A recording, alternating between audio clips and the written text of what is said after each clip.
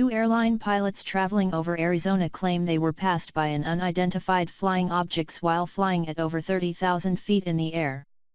CBS Denver reports that both planes reported the sighting, and now the Federal Aviation Administration, FAA, has released a radio broadcast of the out-of-this-world incident.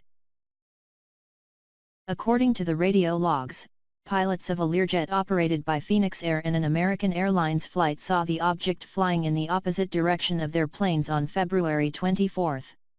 In a copy of the conversation with the Albuquerque Center Air Traffic Control, the Phoenix Air pilot makes the first sighting of the strange object at around 3:30 p.m. local time. "Was anybody above us that passed us like 30 seconds ago?" the pilot asks in a tape released to the Phoenix New Times. The answer from the FAA was negative. With the Learjet's close encounter still on their minds, the FAA in Albuquerque alerts American Airlines Flight 1095 to keep an eye out for an object in the sky as they fly towards San Diego. Less than a minute after the warning, Flight 1095's pilot radios in that his plane was just passed by the UFO. "Yeah, something just passed over us," the pilot reported. "I don't know what it was, but it was at least 2,000–3,000 feet above us. Yeah, it passed right over the top of us."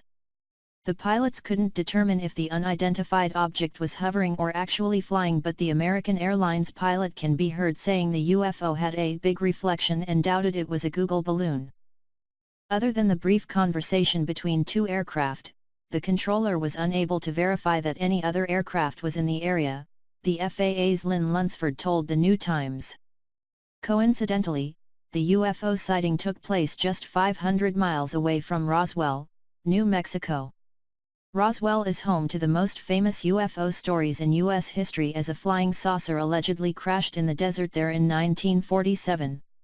In a statement to Cobb TV in Albuquerque, the FAA said it doesn't know what the object is either.